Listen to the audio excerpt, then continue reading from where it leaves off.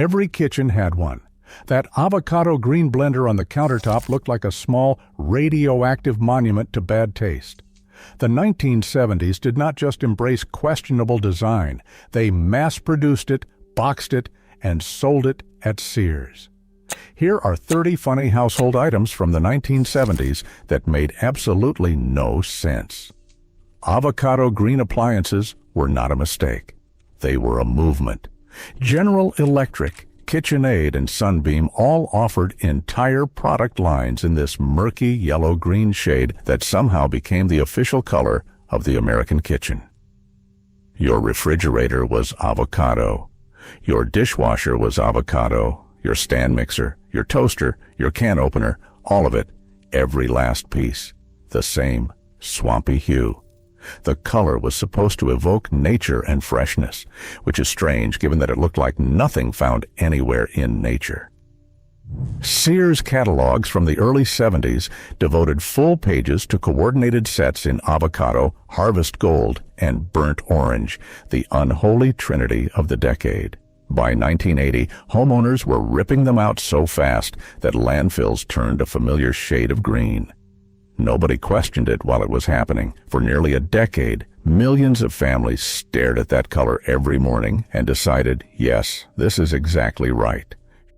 Shag carpeting showed up in living rooms, bedrooms, hallways, and, for reasons that still defy logic, bathrooms. The thick looping fibers came in every shade the decade could produce, from burnt orange to mustard yellow to that same aggressive avocado from the kitchen.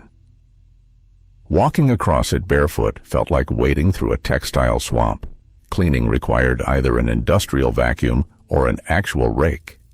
Families dragged metal-tined carpet rakes across their floors like they were grooming a lawn. Crumbs, coins, and small toys vanished into the pile forever. The bathroom installations were the true peak of the era's poor judgment. Shag fibers beside a toilet and a bathtub soaked up moisture, trapped mildew, and created conditions that would make a modern health inspector quit on the spot. By the late 70s, some homeowners had shag so matted and discolored that pulling it up revealed perfectly good hardwood underneath that had been fine the whole time. Fuzzy toilet seat covers turned every American bathroom into a small, upholstered disaster. Sold through Sears and Montgomery Ward in colors like hot pink, electric blue, and harvest gold, these thick acrylic pile covers came as part of matching sets, including a lid cover, a tank cover, a contour rug, and even a fuzzy sleeve for the tissue box. The lid version was so thick it would not stay upright on its own, which created a problem that nobody in product development considered. The fabric collected moisture in the one room where moisture was guaranteed, and cleaning the covers properly was nearly impossible. They matted, they absorbed odors, and they turned a fixture built for hygiene into a bacteria trap.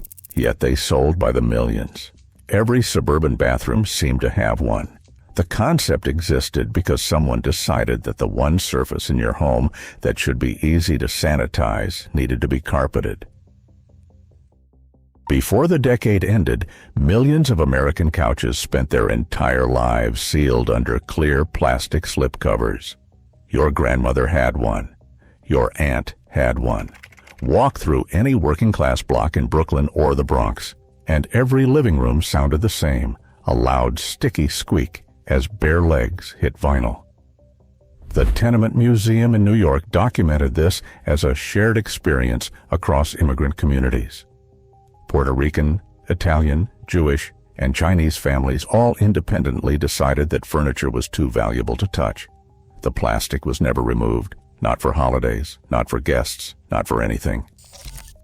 It yellowed with age, cracked along the seams, and turned every summer visit into a sweaty ordeal.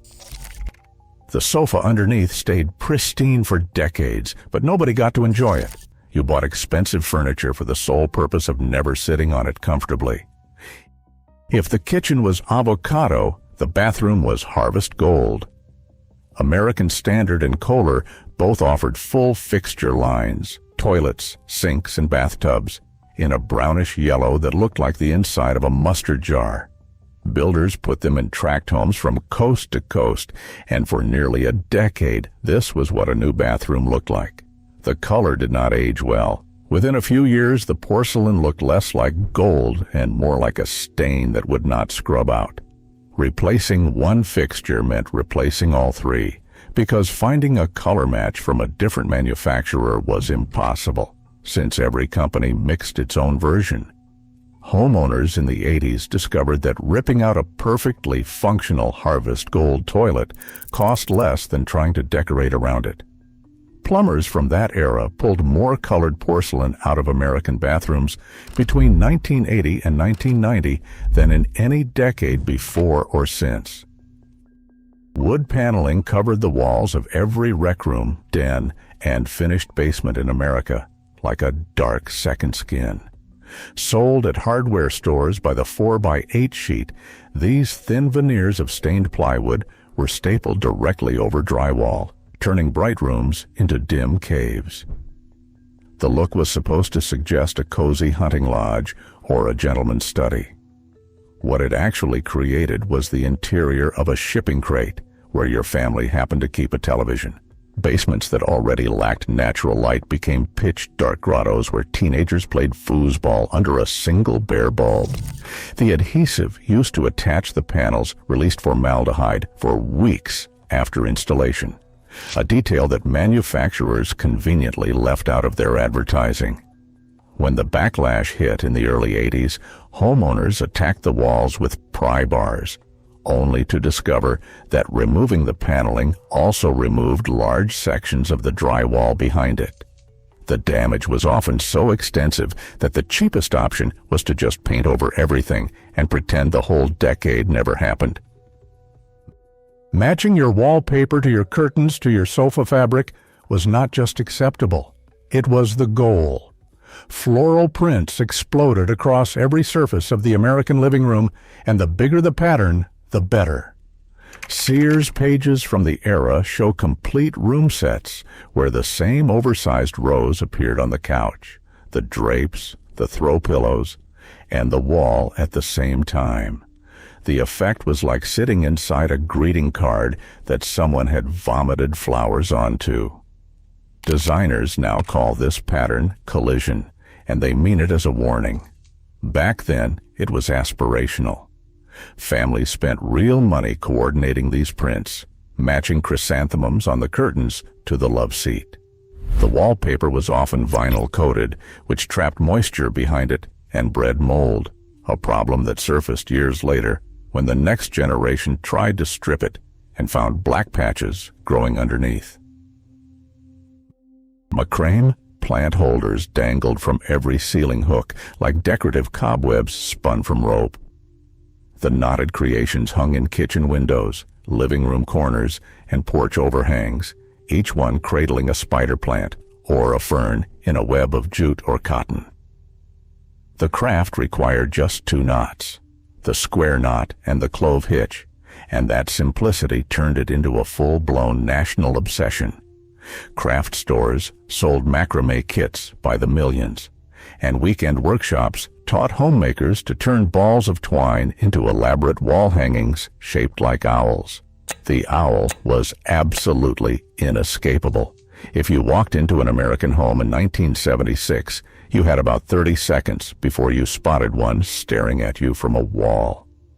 Beyond the plant holders and the owls, the knotted rope spread to coasters, belts, purses, lampshades, and room dividers. The material was rough against bare skin. The finished pieces were heavy enough to pull nails from drywall, and the entire look screamed handmade in a way that absolutely nobody was asking for. Pause 1 second. Lava lamps sat on nightstands and coffee tables doing absolutely useless things while pulling electricity around the clock. Invented by British accountant Edward Craven Walker in the early 60s, they went mainstream by the 70s, so mainstream that an executive model appeared in a 1968 issue of the American Bar Association Journal. A heated glass cylinder filled with colored wax and liquid produced slow, blobby formations that rose and fell like the world's laziest fireworks. They gave off almost no usable light, took 30 minutes to warm up, and could overheat and crack if left running too long. The Lava Light Corporation sold millions through the decade, and families displayed them as mood lighting, which meant sitting in near total darkness, watching wax blobs drift at the speed of continental drift. They were light sources that did not light, decorations that decorated nothing, and conversation starters that exhausted the conversation in under a minute. Fondue sets turned every dinner party into a small fire hazard disguised as a social event. The trend had been building since Swiss-born restaurateur Conrad Egli introduced fondue to American diners at his New York City restaurant in the 50s. By the early 70s, no suburban gathering was complete without a bubbling pot at the center of the table. The sets came with thin, sharp forks, an open flame or an electric heating element, and a communal pot that everyone dipped into. Cross-contamination was standard, and burns were frequent. Cleanup meant chiseling hardened cheese from the inside of the pot, like some kind of dairy archaeology. Kitchenware stores sold fondue party kits with everything needed for an evening of awkwardly leaning over an open flame while trying not to drop bread into molten cheese. By the mid-70s, the craze was already cooling, and millions of fondue sets migrated to the backs of cabinets where they sat untouched for 30 years. Jell-O molds packed with savory ingredients were the dinner party centerpiece that nobody wanted and everybody received. Housewives suspended canned tuna, sliced hard-boiled eggs, chopped celery, olives, and cubed ham inside wobbling towers of lime or lemon gelatin. Church potlucks across the Midwest became competitive arenas where the goal was to outdo your neighbor with increasingly ambitious constructions. General Foods published the Joys of Jell-O cookbook, which treated marshmallows and mayonnaise inside flavored gelatin as a legitimate technique. The visual appeal was supposed to come from bright colors and visible layers of ingredients floating in the mold. What it actually looked like was evidence. Guests were expected to slice through the quivering mass with a serving spoon while pretending that tuna encased in strawberry gelatin was something a reasonable person would eat. Jell-O did not just enable the madness. The company encouraged it by releasing savory flavors built for these creations. Seasoned tomato and celery-flavored gelatin gave home cooks corporate permission to do what they had been improvising for years. The celery flavor occupied a culinary dead zone, too savory for dessert, too sweet for a side dish, and too baffling for anyone under 30. Recipe booklets showed gleaming molds stuffed with cottage cheese, shredded carrots, and fruit cocktail, all suspended in celery gel. The instructions called for cream cheese and Worcestershire sauce in the same paragraph, which should have been a red flag. By the late 70s, the savory line was quietly killed as the gelatin salad trend buckled under its own weight. Julia Child and the growing American taste for actual French cooking made the Jell-O mold look exactly as absurd as it always was. A marketing experiment that talked a generation into eating vegetables trapped in flavored sugar. Toaster eggs were exactly what they sounded like, a processed egg product designed to cook inside your toaster right next to the bread. They came in 4 flavors, including cheddar and western, and were marketed as a time-saving breakfast solution for the busy American family.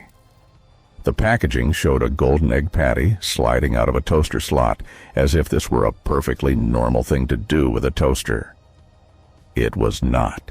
The texture was closer to a sponge than an egg, and the smell of heated processed cheese wafting from the same appliance that made your morning toast put most people off both products simultaneously. The whole line lasted about 3 years before disappearing from shelves, quietly, without a recall, and with nobody willing to admit they had ever purchased a box. In 1976, inventor Masashi Nakagawa filed a United States patent for what he officially called an apparatus for deforming boiled eggs. That same year, Stan Pargman founded the Square Egg Company to sell essentially the same device under the far more cheerful name, the EGG Cuber. You placed a warm, peeled, hard-boiled egg into a hinged plastic box, pressed it shut, and waited for the egg to cool into a perfect cube. The stated purpose was to keep eggs from rolling off plates, a problem that nobody had identified as urgent. The real reason was that it was the 70s, and if something could be turned into a novelty gadget, it would be. The egg cubers sat in kitchen drawers next to the melon baller and the cherry pitter. Single-use tools purchased in a moment of optimism and never touched again. You can still buy egg molds today, though they have graduated from cubes to dinosaurs and rabbits, which at least admit they exist purely for entertainment. In 1975, advertising executive Gary Dahl sat in a bar in Los Gatos, California, listening to friends complain about their pets. Dogs needed walking, cats scratched furniture, fish died. Dahl announced that the perfect pet was a rock. Then he went home and built a business around it. The pet rock came in a cardboard box with air holes nestled on straw with a 32-page instruction manual covering housebreaking, tricks, and attack training. He sold them for $3.95. By Christmas, he had moved 1.5 million units and become a millionaire. The fad collapsed in under 6 months, but during that window, Americans spent real money on a smooth stone in a box and felt clever about it. No product has so perfectly captured the decade's willingness to buy absolutely anything if the packaging was funny enough. Wonder Sauna hot pants promised to melt inches off your waist, hips, and thighs without exercise, diet, or effort beyond the willingness to wear inflatable plastic shorts inside your own home. The product looked like a balloon artist had been asked to sculpt a pair of Bermuda shorts, and then someone volunteered to wear them. Ads from the early 1970s showed smiling models in these puffy, shiny garments, as if nothing about the situation was absurd. The theory was that trapped heat would cause sweating, which would somehow become permanent weight loss, a claim supported by no science then or now. What actually happened was you got hot, damp, and uncomfortable, and the weight returned the moment you drank water. Yet they sold. Enough Americans purchased inflatable shorts to keep the product alive for years, a fact that nobody from the decade has satisfactorily explained. Iron-on t-shirt transfers were the fastest way to express your personality in the 70s, and the fastest way to destroy a shirt. Mall stores with giant heat presses offered hundreds of designs, cartoon characters, slogans like "Too hot to trot," airbrushed vans, and the #1 printed on everything for reasons lost to history. You could also buy transfer sheets at Woolworth's or the local drugstore and apply them at home with a household iron, which worked about 60% of the time and left a faint scorch mark the other 40%. The transfers looked fantastic for approximately 3 washes. Then the edges curled, colors faded, and the image cracked into peeling fragments that made your chest look like a shattered windshield. The home-applied versions were worse. Uneven iron pressure left patches where the transfer bonded, and patches where it did not. The result was something that looked like a printing error someone had decided to wear in public anyway. Conversation pits were literal holes in the living room floor, lined with built-in seating and cushions, designed to create an intimate gathering space, sunken below the rest of the house. Architects treated them as the height of modern sophistication. In practice, they were open pits in a high-traffic area. Guests who forgot about the drop-off stepped right into them. Toddlers tumbled in. Elderly relatives avoided the room entirely. The cushions collected crumbs, spilled drinks, and pet hair in a recessed space that was nearly impossible to vacuum. Getting out gracefully required upper body strength that most cocktail-holding adults did not possess. By the 80s, Homeowners filled them in with lumber and carpet, erasing one of the decade's most ambitious architectural mistakes. The conversation pit was the structural equivalent of the fondue set, impressive in theory, hazardous in execution, and quietly abandoned once everyone admitted it created more problems than it solved. Beanbag chairs promised casual comfort, but they delivered a slow descent to the floor, followed by a long struggle to stand up. The original versions were vinyl sacks filled with polystyrene beads that shifted unpredictably, often leaving you wedged into an L shape with your knees somewhere near your ears. The vinyl cracked within months, releasing thousands of tiny white beads that scattered across carpet and defeated every vacuum made. Kids loved them, and adults tolerated them because they cost under $20 and filled the corner of a rec room. But the chairs had an honesty problem. They looked relaxed, they felt exhausting, and they made everyone sitting in one look like they had been gently defeated by furniture. By the late 1970s, millions of deflated beanbag chairs sat in basements, leaking white beads into the shag below. It was a fitting farewell for both products.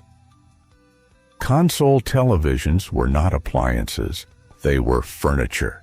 These massive wooden cabinets housed screens that rarely exceeded 25 inches, surrounded by enough walnut veneer and decorative trim to furnish a small chapel. A typical Zenith or Magnavox console from the early 70s weighed well over 200 pounds and required at least 2 adults to move, which meant that once placed in the living room, it stayed there permanently, like a mahogany monument to the broadcast schedule. Families arranged their entire seating around it.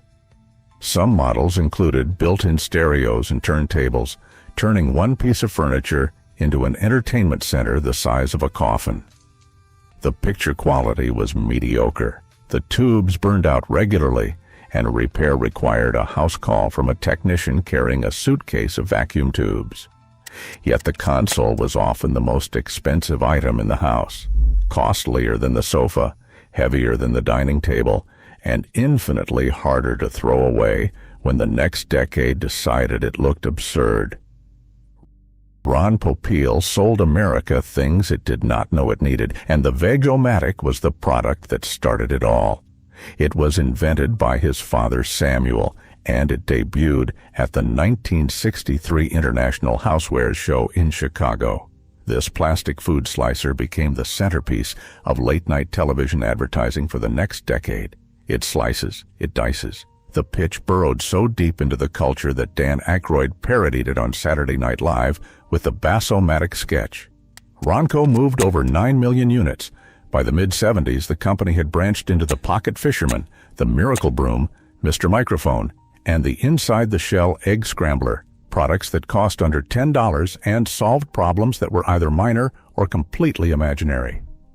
The redesigned 75 model now sits in the Smithsonian next to the Barbie doll, 2 items that together explain post-war consumer culture better than any textbook.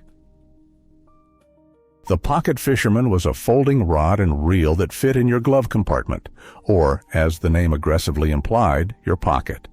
Ronco launched it in 1972, and Ron Popeil demonstrated it in commercials that showed him casting from what looked like the edge of a parking lot. The device was self-contained, roughly the size of a large banana.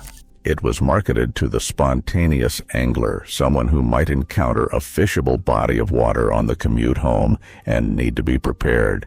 The rod was too short for reel casting, the reel jammed, and the line tangled at the slightest breeze.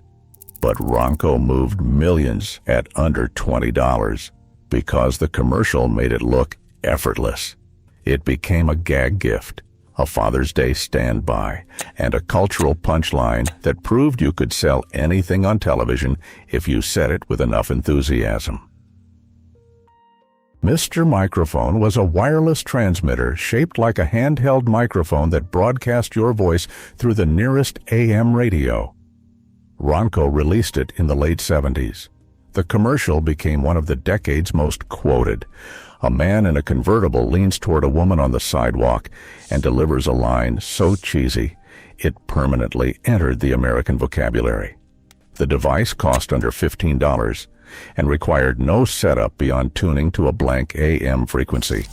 What it produced was a tinny, static-choked version of your voice, bleeding through whatever station your family was trying to enjoy. Kids used it to hijack their parents' radio. Teenagers broadcast nonsense to passing cars. Nobody used it for anything that could be described as useful. The sound was terrible. The range was about 30 feet, and the batteries died fast.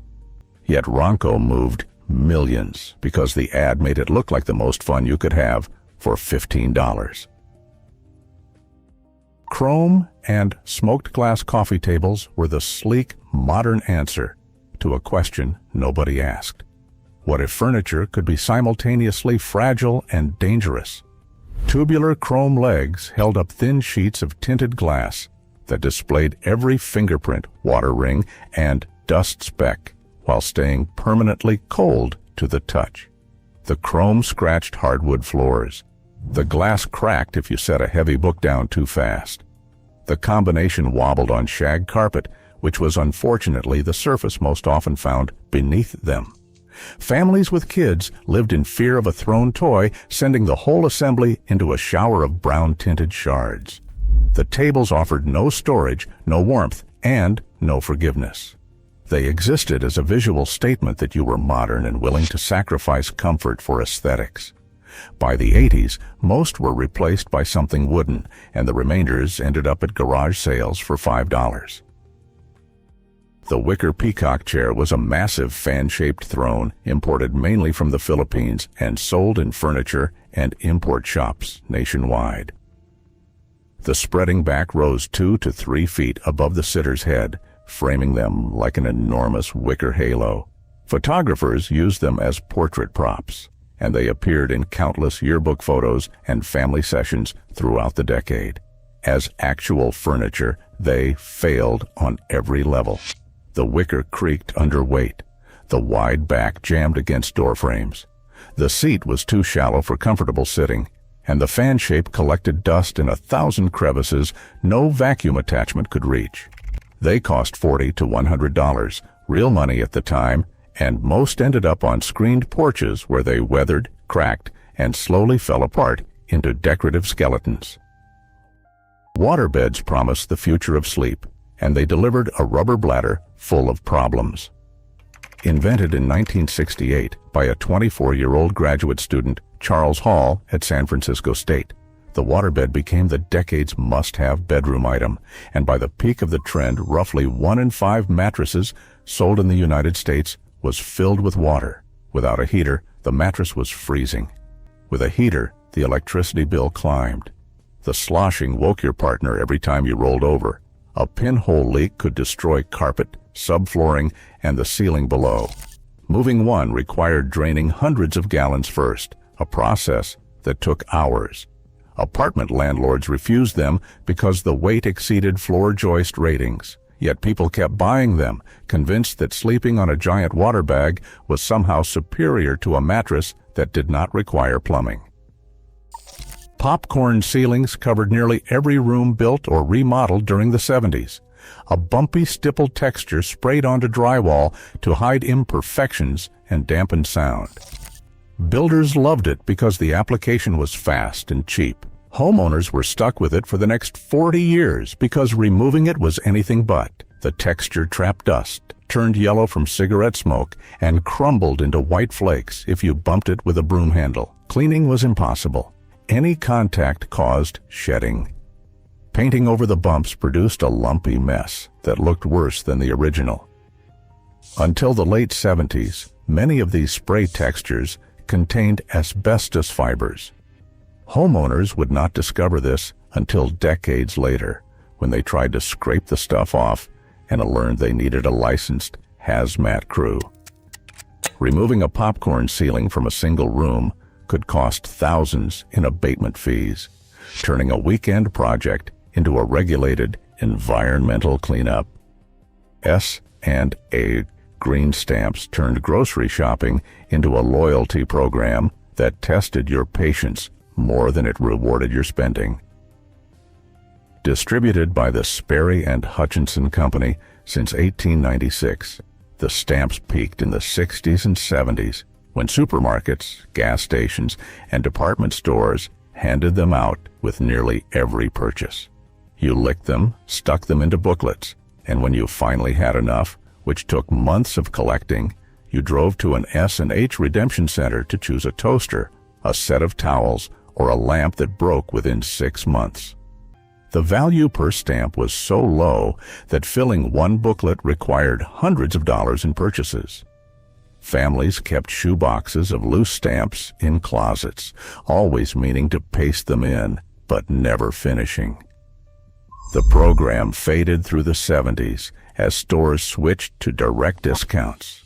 But for a solid decade, American households believed that free stamps made overpriced groceries worth it.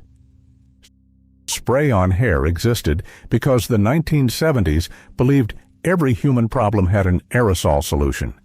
The concept was simple: a fibrous spray color matched to your remaining hair that covered bald spots the way spray paint covered rust on a car.